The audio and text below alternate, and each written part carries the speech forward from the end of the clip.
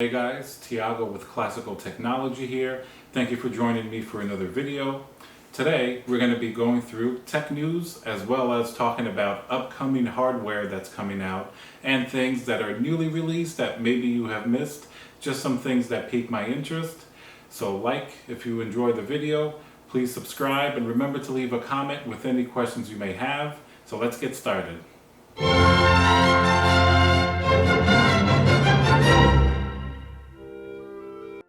In the first bit of tech news, I want to talk a little bit about the X299 Intel platform. As you guys know, Intel has been getting battered by AMD in the last few months, maybe even the last year or two, ever since the original Ryzen came out is when it started. Now, I know generally a lot of people don't care about these as much, especially since Intel has been taking a little bit of a market hit with AMD Ryzen being in the marketplace. Like the 3900X specifically just really crawls into that X299 territory. But I think it's important to talk about this because in recent history, the X299 and the X99 platform, traditionally, before AMD came into the fray, that was really the platform for enthusiasts, where you can get higher core count CPUs, you can overclock. The mainstream was always, Z270, Z390, Z170. So for many years, that X299, lineup was really one of the focal points for the enthusiast. But in recent history, as AMD started making 8-core processors and now 12, the X299 platform really lost a lot of that luster. So Intel had to respond accordingly. I'm sure you guys have seen the news in the last few weeks that they slashed the price in half of the big processors. The 18-core processor used to be $2,000, which is ridiculously expensive. Most people that bought it, either they needed it for a job or they were just really a niche enthusiast. In general, there were much better options on the market, and it's still a great CPU. You get a high core clock.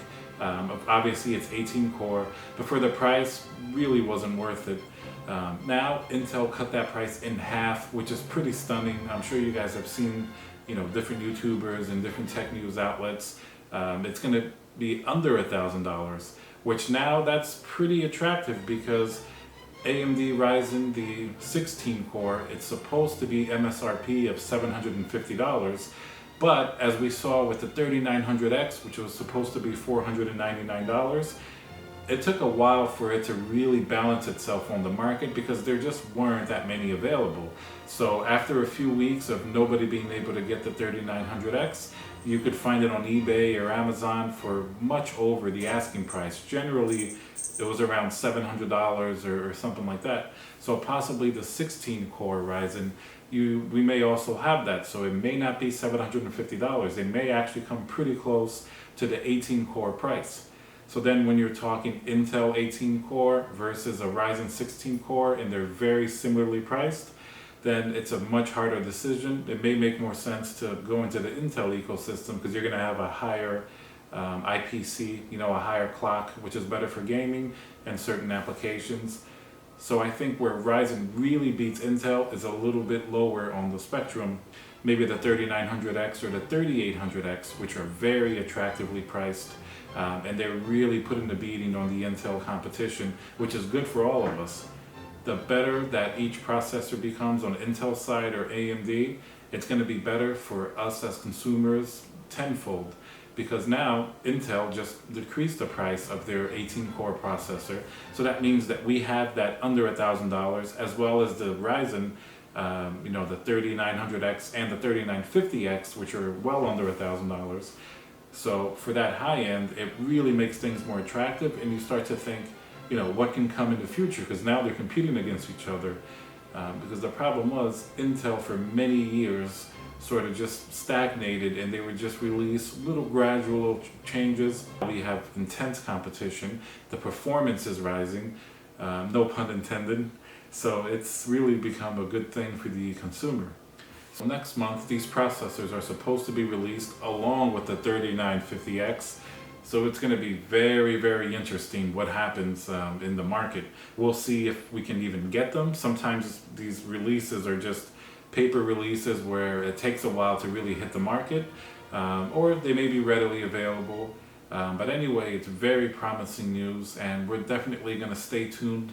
And I'll keep you guys updated whatever news that I hear. But I, for one, am very excited about this change in the market. All right, guys, continuing with the tech news. Now I want to talk about a few new releases on the market that are either coming out soon or have just come out that you guys may have missed or you may be aware of. So the first thing we're going to talk about is water cooling. Singularity computers, which they're great. They make really nice water cooling gear, pumps, reservoirs, all type of things, even cable combs. Released the new pump and reservoir combination, which you can either get in a single pump or a dual pump. What's interesting about this is that generally blocks like this, like you can find in the Lian Li Dynamic case from either EK or Bits Power, they have a DDC pump, which is not bad. The performance is good. It's a little bit noisy. This Singularity computer's water block now has a D5 pump, or if you get the dual one, a dual D5 pump. And it looks like you can also do a dual loop, or have both pumps work together in one loop. So that's pretty exciting. I believe the price is something like $279 for the single, and then the double is somewhere a little bit higher in the upper $300 range. Performance PCs, I think, are selling these or directly from Singularity computers. I have used their products on many builds, and it's fantastic. Not only aesthetically they look great, but the build quality is generally very high. They really know water cooling. If you've seen their videos on YouTube as well, they're really passionate about this, and it shows in the product design and the products that they put out. So be on the lookout. This was just recently released.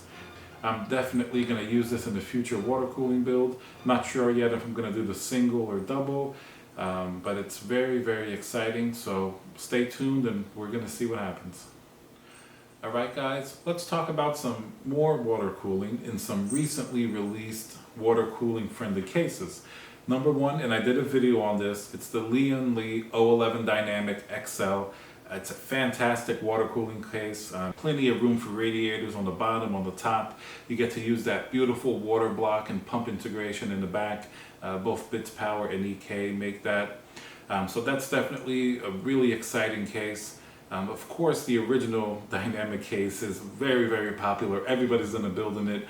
The second one, since it's a little bit more expensive, a little bigger, it doesn't have as big a reach, but definitely you can do some awesome builds in it. Next case that was recently released as well, that I'm actually going to be doing a build in very soon, so watch out for a video on that, is the Fantex Lux 2 case. This case is insane for water cooling. You can fit many radiators in it, 480s on the front, on the side, a thick radiator on the top, on the bottom. You can even do a dual system. A little preview, most likely I think I'm going to do a dual system build in that case, with possibly an Intel as well as a Ryzen AMD setup, which I think is going to be pretty cool. I'm not sure yet on the details of what I'm going to use, but the build is coming up pretty soon, within the next few weeks. The case is just insane for water cooling, and if you guys haven't seen it yet, I suggest you take a look. It's very nice. Maingear recently released their launch edition Maingear Element gaming notebook. If you can check out my video as well, I did a little unboxing and an overview. I even took it on the road. I recently got this laptop, 2070 NVIDIA graphics card, 9750H Intel CPU, 32 gigs of RAM, and a 2 terabyte SSD. Those are insane specs that you'd be happy to get even in a nice big water-cooled system. So to have that on a laptop with that type of performance is amazing. Not to mention 144 Hz display. Of course, you're going to have the high refresh rate if you're going to have those type of specs. That way you can game until the cows come home, such as Call of Duty Modern Warfare. That's a great game to play on it because you can really take advantage of the performance and the high refresh rate.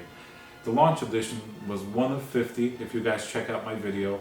That's been sold out, but they're releasing their regular version. It's basically the same thing, just the outside case is a little bit different. You don't get that special Intel hard case, and the launch edition is matte black, and the other one I believe is gunmetal. So those are really the only differences, and I believe they're going to be selling them at Micro Center and on their own website. It's $21.99. If you guys are in the market for a gaming laptop and a content creation laptop, it's fantastic. I edited a lot of videos on it as well when I took it on the road, and it performed just as nicely as my big water-cooled rig, so very, very happy about that. Another nice recent release is the Falcon Northwest Talon. If you guys ever keep up with the different boutique builders like Falcon Northwest, Maingear, Origin PC, even if you're a custom builder, it's always nice to take a look at what they're doing sort of for the mass market. And a lot of times they have really smart kind of system integrations, like in the case with Maingear and even Falcon Northwest. Falcon Northwest is one of the oldest PC builders. In fact, the oldest. They're from the 90s. So they were building gaming PCs well before it really became popular like it is today. And they released their updated Talon. This new Talon version has a lot of really cool upgrades. The best thing about it is that Falcon Northwest finally embraced RGB. They have RGB fans and even a case that you can see in. If you guys have seen their builds in the past, they're very minimal, usually closed off, and really no RGB or anything like that. Even liquid cooling, they don't really do custom liquid cooling. They just do the AIO, which is also liquid cooling, but it's just not an open loop custom liquid cooling. But in general, I haven't gotten a chance to see one of these in person, but from the reviews and from everything else that I've seen, it looks really, really nice. The next item on the agenda, let's briefly talk about phones. The Google Pixel 4 has recently been released as well. I don't have one, but I was able to see one at Best Buy, and the screen looks really good. Generally, the screen in the past was okay compared to something like a Samsung Note 10 Plus, which I still think has the best screen. The camera on the Google Pixel 4 also seemed good, but really not great. If you've seen some of the reviews, you'll see that a lot of people are a little bit upset about not having a wide angle lens, which the iPhone and the Samsung Note 10 both have now. So the Google definitely has a lot of competition in the camera department. That seems to be the hot thing this year. Cameras, cameras, cameras. The iPhone 11 and iPhone 11 Pro Max really hit it out of the park this year. The cameras for video and pictures are amazing. The Samsung Note 10 Plus, the camera looks really, really good as well. Pictures come out great. The video's pretty good. Google Pixel 3 was one of the best cameras on the phone, period. Now the Google Pixel 4 and the Google Pixel 4 XL, while they're good, I don't think they're that far ahead anymore of the iPhone and the Samsung Galaxy phones like they used to be. Google software is always nicely integrated, so we'll see with updates what they can do. But so far, that phone looks a little bit lukewarm. I don't think it's like a hot phone. It does have a couple of drawbacks. And it also has a couple of cool, neat features like the radar that's built into it. I always like Google phones because of the ecosystem. You get Android right away, you get the latest betas. The Pixel obviously gets the newest updates before even Samsung or any other phone. So that's generally pretty exciting. So we'll see what happens with this phone, but just so you know. Next on the tech news agenda, recently released has been Call of Duty Modern Warfare. Now, Call of Duty, as you guys know, it's a huge franchise spanning many, many years and many platforms. It's on consoles. It's been on PC for the longest time. And this new game just came out. It was in beta. So far, it looks like it's been pretty popular. I did get a chance to get the game and play it for a little bit. Soon, I'm going to be doing a video just showing it on 3 different monitors. On a 4K monitor, an ultra-wide monitor, as well as a 1080p 240 Hz monitor. If you check out my most recent video, I did a little monitor comparison, which is the best monitor, a 4K or ultra-wide. So that's going to be kind of like part 2 of that video. Just a brief video showing gameplay of Call of Duty Modern Warfare, and I look to get a little bit more in the game as well. So if you guys haven't heard that news yet, that's definitely one of the newest, hottest releases in terms of games. So it should be pretty exciting. Alright guys, thank you for joining me for today's video. I hope you guys enjoyed it. If you did, please like, remember to subscribe, leave a comment below with any questions or insights you guys may have. I'm happy to answer any questions.